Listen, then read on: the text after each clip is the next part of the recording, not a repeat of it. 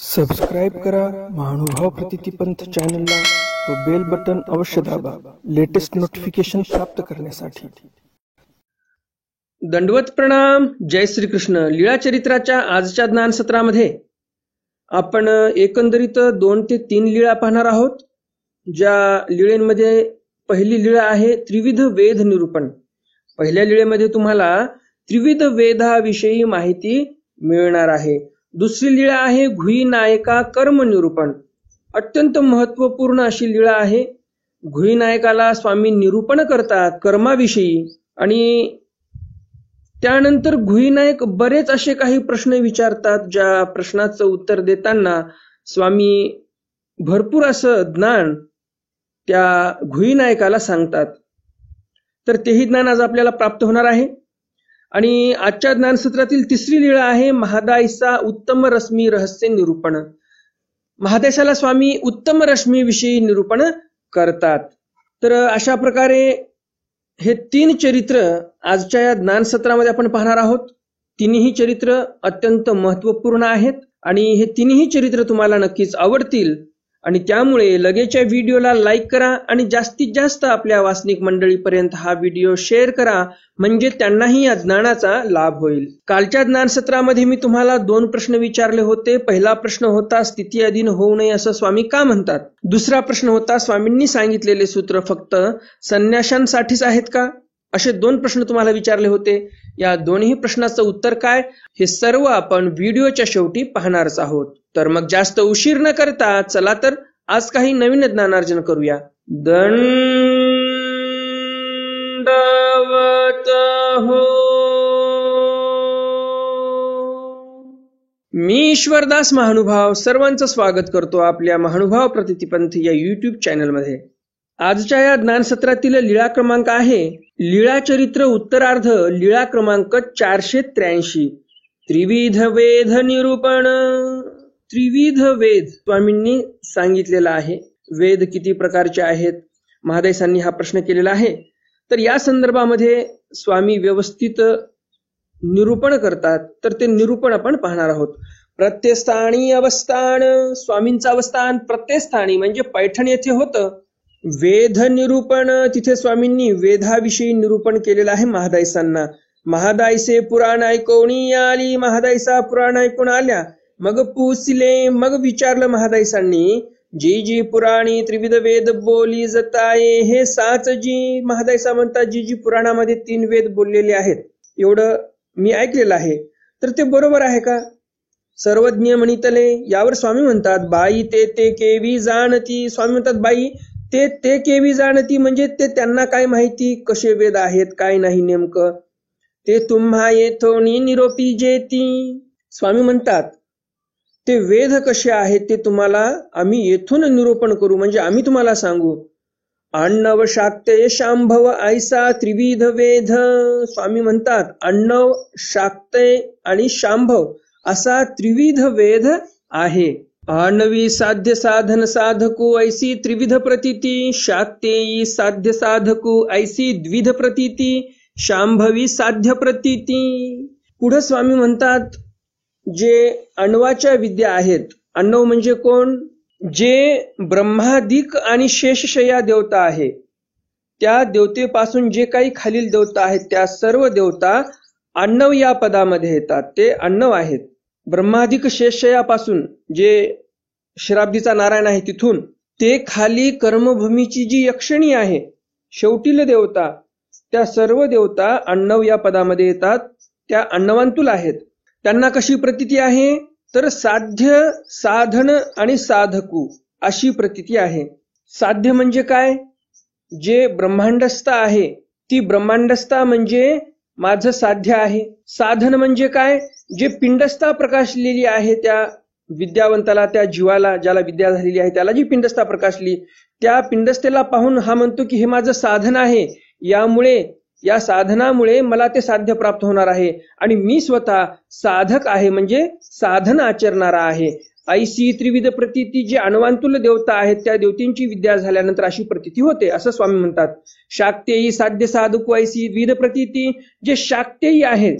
शाक्ते कोणाला म्हणतात जे अष्टभैरव आहेत त्यांना शाक्तेय असं म्हणतात.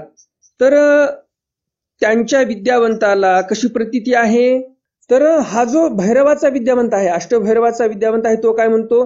मी साधक आहे आणि हे जे मला पिंडस्था प्रकाशली आणि जे ब्रह्मांडस्थ आहे हे दोन्हीही एकच आहेत, मला यांचं पावन करून घ्यायचं आहे. तर अशी द्विधा प्रतीती आहे भैरवाच्या विद्यावंताला. अष्टभैरवाच्या विद्यावंताला दोनच प्रतीती आहेत, साध्य आणि साधक. शांभवी साध्य प्रतीती.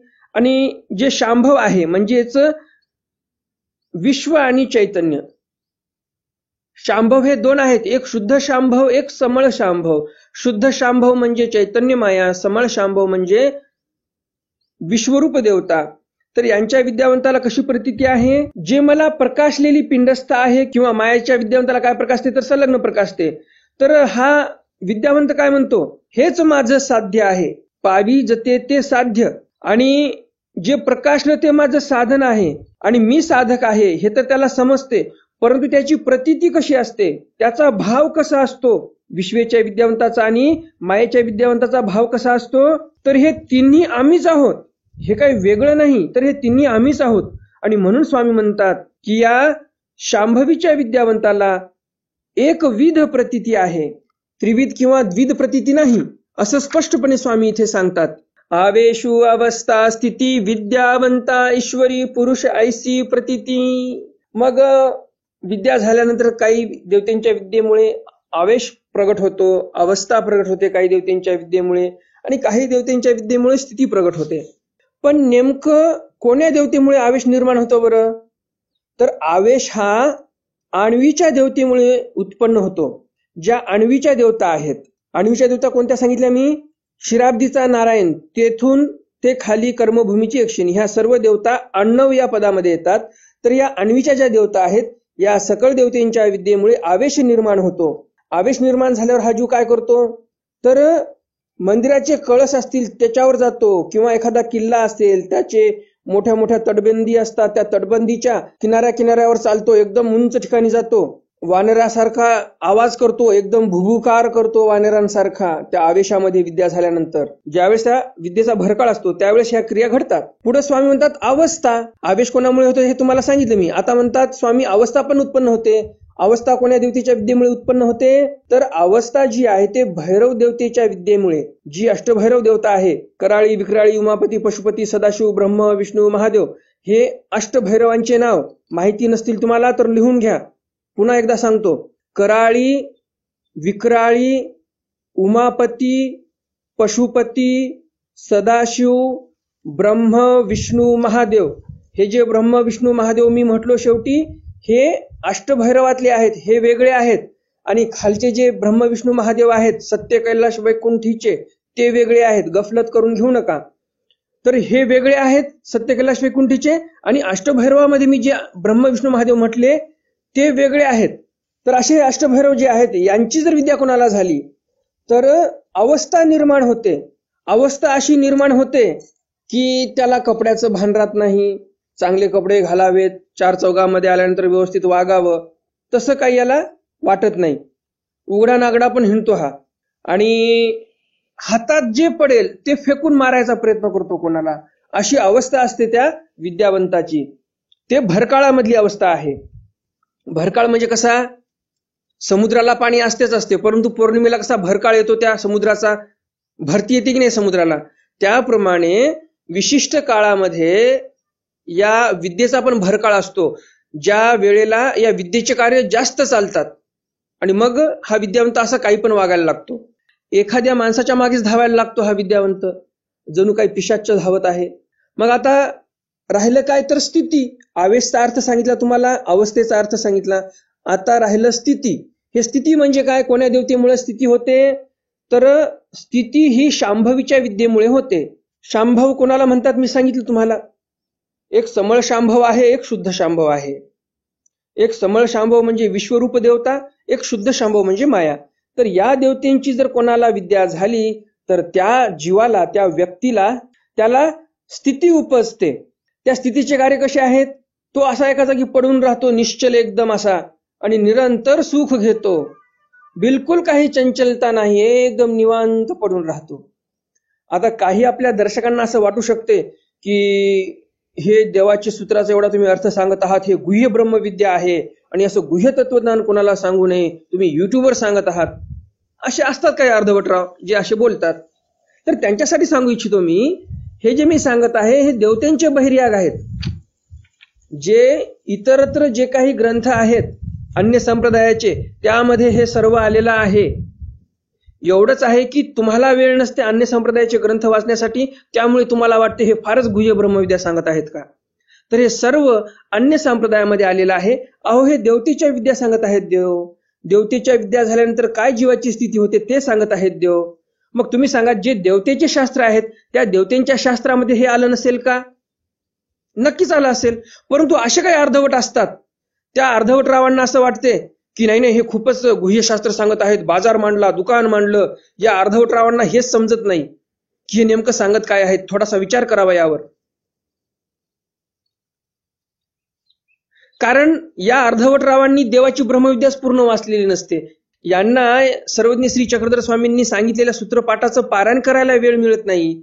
तर हे कधी अन्य संप्रदायाचं जे काही शास्त्र आहे त्याचं अध्ययन करतील, किंवा चला यांचंही आपल्याला काही ज्ञान असलं पाहिजे, कुठे काही चर्चा झाली तर आपल्याला त्यांना प्रमाण देता येतील म्हणून काही इतर शास्त्राचं अध्ययन करावं, याचा तर विषयच येत नाही. हे विचारही करत नाहीत.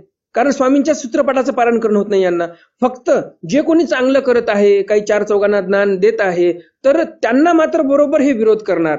असे काही विघ्न संतोषी लोक असतात आपल्या नामधारकांमध्ये पण, आणि आपल्या, आता जास्त बोलणार नाही मी, समजून घ्या तुम्ही. तर असो, तर तुम्हाला आवेश समजला, अवस्था समजलेली आहे आणि स्थितीही समजलेली आहे. पुढे स्वामी म्हणतात, विद्यावंता ईश्वरी पुरुष ऐसी प्रतिती. पुढे स्वामी सांगतात की जो विद्यावंत आहे त्या विद्यावंताला, ज्या व्यक्तीपासून विद्या झाली त्या व्यक्तीवर ईश्वरी पुरुष ऐसी प्रतिती आहे असं स्वामी म्हणतात. समजून घ्या की एखादा व्यक्ती आहे, नाव त्याचं लक्ष्मण आहे, आणि या लक्ष्मण नावाच्या व्यक्तीला राम नावाच्या व्यक्तीपासून विद्या झाली. तर हा जो लक्ष्मण नावाचा व्यक्ती आहे, हा व्यक्ती त्या रामाला ईश्वरी पुरुष मानणार, कारण त्याच्यापासून याला विद्या झाली, असा अर्थ आहे. स्वामींना हे सांगायचं आहे. एक उदाहरण म्हणून तुम्हाला राम आणि लक्ष्मण याचं उदाहरण दिलं. चरित्र खूप छोटं होतं बघा. चरित्र फक्त 5 ओळीचं होतं, परंतु याचं विश्लेषण करायला किती वेळ लागला बघा तुम्ही. आणि म्हणून मी घाई गडबड जास्त करत नाही. ज्यावेळेस काही महत्वाचे विषय असतात त्यावेळेस मी मुळीच घाई गडबड करत नाही. मला असं वाटते की तुम्हाला तो विषय व्यवस्थित समजला पाहिजे. घाई गडबड करून काय करायचं आपल्याला? काय लवकर आपल्याला लीळाचरित्र ग्रंथ संपवायचा आहे आणि पुढे काय आपल्याला फार मोठं काम आहे, असं काही नाही. तुम्ही एवढं ध्यान देऊन पोथी ऐकत आहात आणि व्यवस्थितपणे तुम्ही शेवटी उत्तरही देता, यापेक्षा काय पाहिजे? तर असंच ध्यान देऊन पोथी ऐकत जा. आणि हल्ली मी पाहतोय की उत्तरं कमी येत आहेत कमेंटमध्ये. काही आपले बरेच वाचनिक असे आहेत त्यांना कमेंट करता येते, परंतु ते आपले वाचनिक पोथी ऐकतात आणि सोडून देतात. त्यांना कमेंट करावीशी वाटत नाही. थोडे कष्ट घ्या, म्हणजे मलाही वाटते की खरंच भरपूर आपले वाचनिक आहेत जे ऐकतात. नाही तर मला असं वाटते काय 5-50 लोक कमेंट करतात आणि जास्त लोकांना तर काही समजतच नाही का, असं वाटते. तर तसं नको व्हायला. ज्यांना येते, ज्यांना कमेंट करता येत नाही त्यांचा विषय सोडून द्या. परंतु असे बरेच काही वाचनिक आहेत ज्यांना कमेंट करता येते, परंतु ते कमेंट करत नाहीत आणि लाईकही करत नाहीत, असेही काही आहेत. तर असं करू नका. तुमच्या जेवढ्या कमेंट येतात तेवढं मला चांगलं वाटते. आणि साहजिकच आहे, तुम्हाला काही पैसे लागणार नाहीत कमेंट करण्यासाठी. फ्री ऑफ कॉस्ट आहे. एवढी मी सेवा करत आहे, फ्री ऑफ कॉस्ट आहे. थोडेसे कष्ट घ्या, अशी तुमच्याकडून छोटीशी अपेक्षा आहे. उत्तरार्ध लीळा क्रमांक 484, घुईनायका कर्म निरूपण. हे पण चरित्र फार महत्वाचं आहे. चरित्र खूप मोठं आहे, यामध्ये प्रश्नही खूप मोठे आहेत आणि स्वामींनी उत्तरही खूप छान छान दिलेली आहेत. आणि त्यामुळे तुमच्या ज्ञानामध्ये आज भरपूर भर पडणार आहे असं मला तरी वाटते. घुईनायका कर्म निरूपण. घुईनायकाला स्वामींनी कर्माविषयी निरूपण केलेलं आहे. गोसाव्यांसी प्रत्यस्थानी नागनाथी अवस्थान, एकोदी घुईनायकू से कुटाहुनी गोसाव्यांच्या दर्शना आले. एके दिवशी घुईनायक शेकट्याहून स्वामींच्या दर्शनाला आलेले आहेत. भेटी विधी सारिला, भेट विधी सारला. मग तीही गोसाव्या ते पुसिले. मग त्या घुईनायकांनी स्वामींना विचारलं जी जी या कर्माची गती किंपर्यंत? स्वामींना घुईनायक प्रश्न करतात स्वामींना की या कर्माची गती कुठपर्यंत आहे. आजचं हे चरित्र पैठण येथीलच आहे. कारण सुरुवातीला तुम्ही पाहिलं प्रत्यस्थानी नागनाथी अवस्थान म्हणजे पैठण नगरीमध्ये नागनाथाचं मंदिर होतं आणि तिथे स्वामींचा मुक्काम आहे. तिथे स्वामी राहत आहेत आणि तिथे घुईनायक भेटायला आले. घुईनायकांनी प्रश्न केला की कर्माची गती कशी आहे, कुठपर्यंत आहे. त्यावर मग स्वामी आता निरूपण करतात. सर्वज्ञ म्हणितले स्वामी म्हणतात, नायको कर्मवसे जीव सकळ ही पावे. स्वामी म्हणतात, नायको कर्मवशे या कर्मामुळे जीव सकळही पावे म्हणजे सर्व गोष्टी प्राप्त करू शकतो. एक वांचोनी एका गोष्टीला सोडून. म्हणजे स्वामींना काय म्हणायचं आहे ते, तुम्ही जर चांगले कर्म करत राहिलात, तुमचं जर तुम्ही एक ध्येय ठेवलं आणि त्या ध्येयाला पाहून तुम्ही जर एकदम नियमितपणे काम करत असाल, नियमितपणे कर्म करत असाल, तर ते ध्येय तुम्हाला नक्कीच प्राप्त होणार. फक्त एक वांचून. तर मग घुईनायक प्रश्न करतात, जी जी एक ते कवण. जी जी एक वांचोनी सर्व प्राप्त होते, तर एक ते कवण बरं, म्हणजे एक ती वस्तू कोणती आहे जे प्राप्त होऊ शकत नाही. आणि अनेक ते कवण. आणि तुम्ही जे म्हणालात की सकळही पावते, या जीवाला सर्व काही पावते, तर ते अनेक जे आहे ते कोणतं आहे. सकळ ते कवण असा प्रश्न करतात घुईनायक. सर्वज्ञ म्हणितले एक ते अच्युत पद, अन्य के च्युती म्हणते पदे. जी जी तयाची सीमा किती? स्वामी म्हणतात, जे एक पावन होणार नाही असं मी तुम्हाला म्हटलो ते म्हणजे अच्युत पद आहे. म्हणजेच ईश्वराचं पद. ज्या ईश्वराच्या पदापासून हा जीव कधीही खाली येणार नाही त्याला अच्युत पद असं म्हणतात. आढळ पद आहे. अनेक च्युती म्हणते पदे. अनेक पद म्हणजे 81 कोटी 1,10,00,000 देवता आहेत. त्या सकळ देवतेंचे जे पद आहेत ते च्युती म्हणते आहेत, म्हणजे तिथून या जीवाचं पतन होते. जी जी तयासी सीमा किती, त्यांना सीमा किती आहे. सर्वज्ञ म्हणते चैतन्य फळादी करून सकळ फळे च्युती म्हणते बोली जती. चैतन्य फळ म्हणजे मायेच्या फळादी करून सकळही फळे देवतेची च्युती म्हणते आहेत, म्हणजे तिथे जीवाचं पावन झालं असता तिथून या जीवाचं पतन होते. चैतन्य परमेश्वरूपा विजेते अच्युत पद बोलिजे. चैतन्याच्या पलीकडे म्हणजे चैतन्य मायेच्या पलीकडे जो परमेश्वर आहे त्या परमेश्वराची जर प्राप्ती झाली तर ते पद अच्युत पद आहे आणि तिथे गेल्यानंतर माणसाला कधीही खाली यावं लागणार नाही. त्यालाच अच्युत पद असं बोलता येईल आपल्याला, असं स्वामी म्हणतात घुईनायकाला. हो का जी? घुईनायक म्हणतात ठीक आहे. यावरी घुईनायके पुसले, जी जी जिया क्रिया जीवासी कर्म निफजेतीचे रूप कैसे? पुन्हा घुईनायक प्रश्न करतात स्वामींना, जी जी क्रिया जीवासी कर्म निफजे. काय म्हणतात घुईनायक? जिया क्रिया जीवासी कर्म निफजे, म्हणजे ज्या क्रियेमुळे या जीवाच्या ठिकाणी कर्म निष्पत्ती होते तिचे रूप कैसे, म्हणजे त्यांचं रूप कसं आहे. सर्वज्ञ म्हणितले स्वामी म्हणतात, क्रिया उभय रूपा. स्वामी म्हणतात क्रिया ज्या आहेत त्या उभय रूपा असतात. जी जी उभये रूपे तिये कवणे. घुईनायक म्हणतात की उभय रूपे ते कवण आहेत. सर्वज्ञ म्हणतले संत असंत मग मिश्रिते तयाची माझी. संत असंत अशी मिश्रित क्रिया निष्पन्न होते. ह्यापूर्वी मी तुम्हाला सांगितलेलं आहे क्रिया उभय रूपा कशा आहेत, की पाप केलं तर त्यामध्ये थोडीशी पुण्याची निष्पत्ती होते आणि पुण्य केलं तर त्यामध्ये थोडीशी पापाचीही निष्पत्ती होते. निखळ अशी क्रिया कोणती तयार होत नाही किंवा निखळ अशी क्रिया कोणती नाही. तर या संदर्भामध्ये मी तुम्हाला यापूर्वी निरूपण केलेलं आहे, तुम्हाला सांगितलेलं आहे. बऱ्याच आपल्या वासनिक मंडळींना आठवते असेल आणि बऱ्याच काही जणांना आठवतही नसेल. तरी पण जे काही नवीन दर्शक आहेत त्यांच्यासाठी या वाक्याचा अर्थ सांगणं आवश्यक आहे. तर क्रिया उभयरूपा कशा असतात ते तुम्हाला सांगतो. उदाहरण घेऊया आपण एका झाडाचं. एक मोठं झाड आहे, त्या मोठ्या झाडाखाली छोटे छोटे छोटे झाडं निघालेले आहेत, परंतु या मोठ्या झाडाच्या सावलीमुळे या छोट्या झाडांना ऊन मिळत नाही, व्यवस्थित हवा मिळत नाही. त्या छोट्या झाडांची वाढ वृद्धी व्यवस्थित होत नाही या मोठ्या झाडामुळे. तर या छोट्या झाडांना दुःख आहे की आम्हाला छान ऊन मिळत नाही, व्यवस्थित हवा पाणी नाही. तर हे झाड दुःखी आहेत. आणि एक व्यक्ती आला आणि मोठं झाड तोडून टाकलं.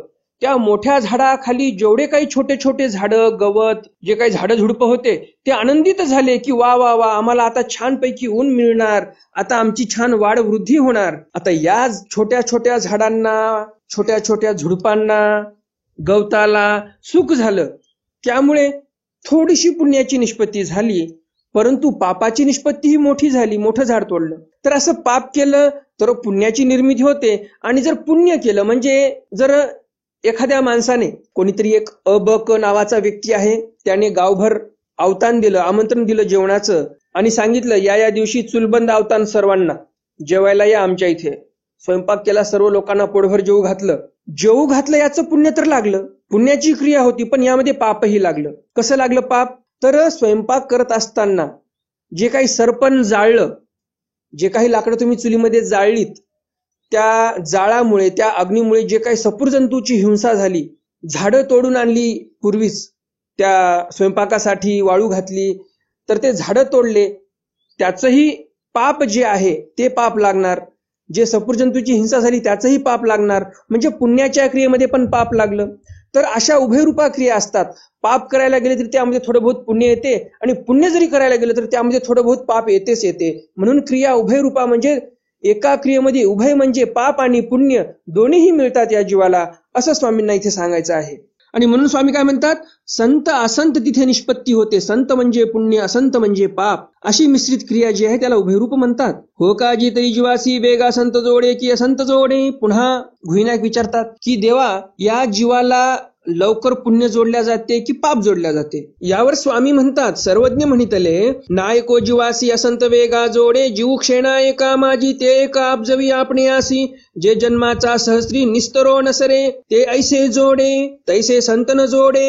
मग देव म्हणतात भुईनायकांना, नायको, या जीवाला पाप फार लवकर जोडता येते, लवकर जोडून घेते पाप. जीव काय करतो, एका क्षणामध्ये ते एक अब्जवी आपणे आसी, म्हणजे एका क्षणामध्ये हा जीव अशी काही पापाची कमाई करू शकतो की हजारो जन्म घेतले तरी ते पाप मिटणार नाही, पाप संपणार नाही.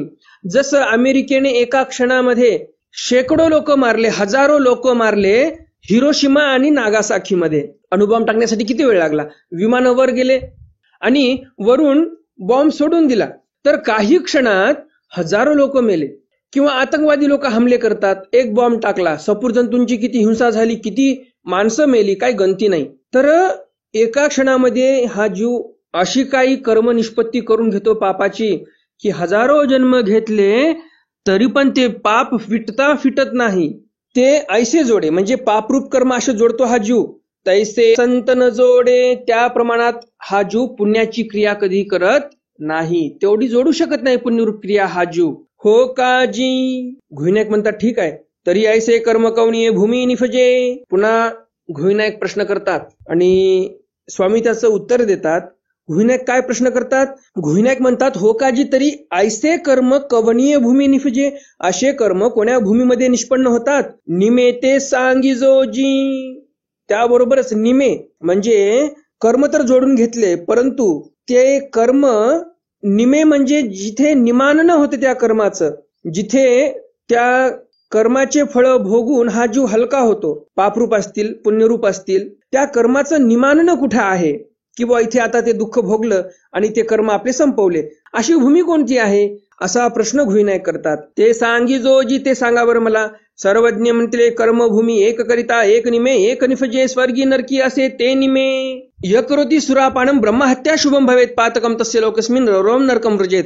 काय म्हणतात तिथे भट्टोबास त्या श्लोकामध्ये, किंवा त्या श्लोकाचा अर्थ काय?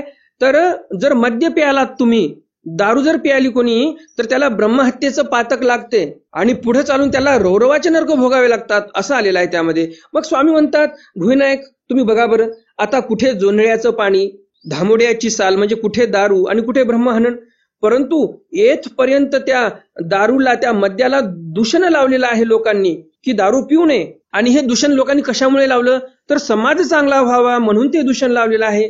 तैसे येथ नाही, परंतु तसं आमच्या ठिकाणी नाही, असं स्वामी म्हणतात की आम्ही मार्गदर्शन व्यवस्थित करतो, आम्ही असं अन्यथा ज्ञान काही पण नाही सांगत, ज्ञान ते आम्ही सांगतो. परमेश्वर शास्त्री एवं वा नाही, पर्याय नाही, अभावी भावरूप फळ नाही, अकर्णी प्रत्यवायो नाही. मग स्वामी म्हणतात, परमेश्वर शास्त्रामध्ये एवं वा नाही, हे असं किंवा तसं, तसं किंवा असं, याच्यामध्ये आम्ही पर्यायही देत नाही. अभावी भावरूप फळ नाही, अभावी भावरूप फळ नाही म्हणजे तुम्ही क्रियाच केली नाही आणि तुम्हाला फळ होईल असंही नाही, असं स्वामी स्पष्ट सांगतात. आणि जे स्वामी म्हटले पर्याय नाही म्हणजे काय? तर ईश्वर प्राप्तीच्या ठिकाणी पर्याय नाही, म्हणजे तुम्ही चांगला आचार केला, देवधर्म केला, आता तुम्हाला मोक्ष मिळणार असं ठरलं तर लगेच देव तुम्हाला मोक्ष देतील. तुम्हाला असं नाही म्हणणार देव की थांबा, आता दुसरे जीव आहेत तिथे, 1 कोटी वर्ष तुम्हाला वाट बघावं लागणार आहे. जसं अन्य देवता आहेत, सत्य, कैलाश, वैकुंठीचे, हरिहर, ब्रह्मादिक, इंद्र देवता, चंद्र देवता, सूर्य देवता यांच्या ठिकाणी तसं पर्याय आहे की नाही, वरीच जर जीव असेल तर तुम्हाला थांबावं लागते, हजारो वर्ष थांबावं लागते. तुम्ही पुण्य जरी कमवलं तरी हजारो वर्ष त्या फळासाठी तुम्हाला थांबावं लागते. तसं परमेश्वराच्या ठिकाणी नाही असं देव म्हणतात. इथे पर्याय नाही, पर्यायी कधीच फळ पडत नाही मोक्षाचं असं देव म्हणतात. आणि अकर्णी प्रत्यवायो नाही, तुम्ही जर क्रिया कोणती अर्धवट सोडली तर तुम्हाला प्रत्यवायाचे नरक नाही भोगावे लागणार. हो काजी? घुईनायक म्हणतात ठीक आहे. यावरी घुईनायक पुसले, पुन्हा घुईनायक प्रश्न करतात. बघा किती प्रश्न आहेत, किती उत्तर देव देत आहेत. तर घुईनायक पुन्हा प्रश्न करतात, जी जी कर्मभूमी कवन संख्या, जी जी कर्मभूमीची कवन संख्या म्हणजे कर्मभूमी किती योजनाची आहे, तिची काही मोजणी आहे का, काही संख्या आहे का निघालेली तिची. सर्वज्ञ म्हणते हिमासेतूमध्ये 500 कर्मभूमी. स्वामी म्हणतात हिम म्हणजे काय, तर हिमालय जो आहे त्या हिमालयाच्या पलीकडे पण पूर्ण बर्फच बर्फ असतो. तर तो जो बर्फाचा प्रदेश आहे तो बर्फाचा प्रदेश धरून खाली सेतू पर्यंत, म्हणजे रामाने जो सेतू बांधला होता, ज्याला सेतू बंद रामेश्वर असं म्हणतात, रामाने बांधलेला सेतू, तर त्या सेतू पर्यंत 500 कर्मभूमी, 500 म्हणजे किती, 500 योजनाची कर्मभूमी आहे. हो काजी? तरी कर्मभूमीमध्ये कवन अर्जक, कवन फळदाते, कवन व्यापार ते, कवन उद्धरिता. बघा घुईनायक किती गुह्य प्रश्न विचारत आहेत. मग घुईनायक पुन्हा प्रश्न करतात, जी जी या कर्मभूमीमध्ये, कर्मभूमीची मर्यादा तर समजली आम्हाला, 500 योजनाची आहे, परंतु या कर्मभूमीमध्ये कोण अर्जक आहे, कोण फळदाता आहे, कोण व्यापार करते इथे, आणि इथे जीवाचा उद्धार कोण करते बरं. सर्वज्ञ म्हणितले स्वामी म्हणतात, जीव अर्जक देवता फळदाती चैतन्य व्यापार ते परमेश्वर उद्धरिता. मग देव म्हणतात या कर्मभूमीमध्ये जीव जो आहे तो अर्जक आहे, संत कर्माचा अर्जकत्व करतो, तो पुण्य कमवतो, कधी पाप कमवतो, जास्त करून पापच कमवतो हा जीव. देवता फळदाती, मग असे पुण्य पाप केलेले जे जीव आहेत या देवते मग असे पुण्य पाप केलेले जे जीव आहेत यांना जी देवता आहे ती फळ देते. दुःखाचं फळ असेल, काही नरक जोडलं, पापरूप कर्म आहेत, नरकात टाकायचं, दुःख द्यायचं, हे सर्व देवताच करते. आणि पुण्यरूप फळ असेल तर पुण्यरूप फळ पण देवताच देते. चैतन्य व्यापारते, हा सर्व व्यापार चैतन्य माया पाहते, सर्व व्यवस्थित व्यापार करते आणि परमेश्वर उद्धरिता आहे असं देव म्हणतात. हो काजी? इतकी अशी काही संख्या. मग घुईनायक पुन्हा विचारतात, जी जी मग एवढ्या सर्वांना किती संख्या आहे, किती देवता आहेत कामाला. सर्वज्ञ म्हणते अनंत ब्रह्मांड, अनंत देवता, अनंत जीव, अनंत परमेश्वर. स्वामी म्हणतात अनंत ब्रह्मांड आहेत असे. अनंत म्हणजे काय, ज्यांचा अंतच नाही, त्याची संख्या तुम्ही सांगू शकत नाही, त्याला अनंत म्हणतात. अन म्हणजे नाही, अंत म्हणजे शेवट, ज्याचा शेवटच माहित नाही. तुम्ही सांगा एखाद्या गोष्टीचा आपल्याला शेवट माहितच नाही, तर त्याची तुम्ही मोजणी करू शकता का, मोजमाप करून तुम्ही त्याची संख्या काढू शकता का, नाही. म्हणून अनंत म्हणजे एकदम अनलिमिटेड, त्यांची गणना कोणीच करू शकत नाही. जसं आता तुम्हाला जर म्हटलं मी या पृथ्वीला किती परमाणू लागले तयार होण्यासाठी, सांगा बरं, कोणी सांगू शकेल का. किंवा मी तुम्हाला म्हटलं पृथ्वीवर जो समुद्र आहे तो समुद्र किती पाण्याच्या थेंबांपासून जमलेला आहे, या समुद्रामध्ये किती थेंब पाणी आहे तुम्ही मोजा असं म्हटलं तर तुम्ही मोजू शकणार का, नाही. तर याला अनंत म्हणतात. तर देव म्हणतात अनंत ब्रह्मांड आहेत, अनंत जीव आहेत, अनंत देवता आहेत आणि परमेश्वरही अनंत आहे. हो काजी? मग घुईनायक म्हणतात ठीक आहे, देवता तर आपण म्हणतो 81 कोटी 1,10,10,000 आणि मग देवता अनंत कशा झाल्या, देवता म्हणत आहेत अनंत आहेत. मग आता खरं कोणतं धरायचं हा एक मोठा प्रश्न येतो. तर यापैकी खरं कोणतं आहे तुम्हाला सगळं सविस्तर सांगतो. एक ब्रह्मांड जे आहे, एका ब्रह्मांडामध्ये 81 कोटी 1,10,10,000 देवता असतात, हे बरोबर आहे. परंतु झालं असं की असे ब्रह्मांड अनंत आहेत. एका ब्रह्मांडामध्ये 81 कोटी 1,10,10,000 देवता आहेत, तर असे अनंत ब्रह्मांड आहेत. मग तुम्ही सांगा अनंत ब्रह्मांड आहेत म्हणल्यानंतर त्या देवतेची गणती कशी करणार आपण, त्या ब्रह्मांडाचीच गणती करू शकत नाही आम्ही, मग त्या देवतेंची गणती कशी करणार. एवढं निश्चित आहे, देवाने एका ब्रह्मांडाचा व्यापार व्यवस्थित चालवण्यासाठी, कारभार व्यवस्थित चालवण्यासाठी 81 कोटी 1,10,10,000 देवतेची नेमणूक केलेली आहे. पण असे ब्रह्मांडच अनंत रचलेले आहेत, त्यामुळे देवता ह्या अनंत आहेत, कारण अनंत ब्रह्मांड आहेत. एका ब्रह्मांडाच्या देवता 81 कोटी 1,10,10,000 आहेत, हे बरोबर आहे. आणि परमेश्वरही अनंत आहेत. हो का जी ऐसे गोसावी निरूपले तेही घोकिले. घुईनायकांनी ते सर्व ऐकलं, व्यवस्थित घोकून घेतलं, पाठ केलं. मग दंडवते करून आपल्या गावा गेले. मग दंडवत करून घुईनायक आपल्या आपल्या गावाला निघून गेलेले आहेत.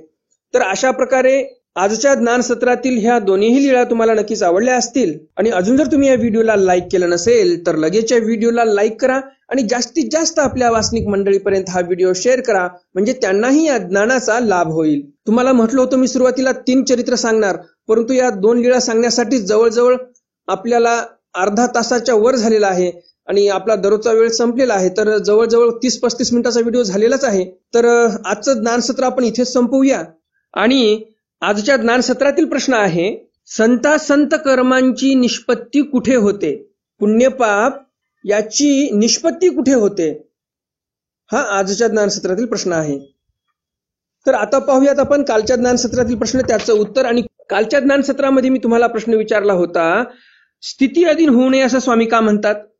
तर यामागचं कारण असं आहे, जर एकच आपण काम करत बसलो दिवसभर तर दुसरे काम करण्यासाठी आपल्या शरीरामध्ये एनर्जी उरणार नाही, ऊर्जा उरणार नाही. आणि म्हणून एकच काम करत बसलो आणि एकच काम करावं असं नाही, तर आपल्या जीवनासाठी कोणते कोणते महत्वाचे कामं आहेत त्या सर्वच कामांना आपण प्रायोरिटी दिली पाहिजे. दुसरा प्रश्न आहे, स्वामींनी सांगितलेले सूत्र फक्त संन्याशांसाठीच लागू आहेत का? तर या प्रश्नाचं उत्तर आहे नाही, संन्याशांसाठीच आहेत असं नाही, तर वासनिकांसाठी पण आहेत. वासनिकांना पण त्यांच्या जीवनामध्ये परमोच्च शिखर गाठता येईल असे स्वामींचे सूत्र आहेत. त्यांनी जर त्या सूत्रांचं पालन केलं तर जेवढे संन्याशांसाठी महत्वाचे आहेत हे सूत्र, तेवढेच वासनिकांसाठी पण महत्वाचे आहेत. ज्याप्रमाणे तुम्ही कालच्या ज्ञानसत्रातील प्रश्नाचं उत्तर दिलं त्याचप्रमाणे तुम्ही आजच्याही ज्ञानसत्रातील प्रश्नाचं उत्तर नक्कीच देणार अशी अपेक्षा आहे. तर मग भेटूया उद्याच्या ज्ञानसत्रामध्ये सर्वज्ञ श्री चक्रधर स्वामींच्या काही नवीन चरित्रांसह, ज्यामध्ये महादाईचा उत्तम रश्मी रहस्य निरूपण, हे रश्मी म्हणजे काय नेमकं, उत्तम रश्मी म्हणजे काय, देवाने काय निरूपण केलं हे उद्या आपण पाहणार आहोत. भोजया काळ वंचना कथन, काळ वंचना कशी असते, काळाची वंचना, विचार करा तुम्ही, काळ म्हणजे यमदूत, त्याची वंचना कशी असते देव हे सांगतात उद्या. तथा वस्त्रतुल्य अनुवादू, पांड्या प्रीती निराकरण, असे 2-4 चरित्र आपण उद्याच्या ज्ञानसत्रामध्ये पाहणार आहोत. तर मग भेटूया उद्याच्या ज्ञानसत्रामध्ये सर्वज्ञ श्री चक्रधर स्वामींच्या काही नवीन चरित्रांसह. तोपर्यंत दंडवत प्रणाम. जय श्रीकृष्ण. दंड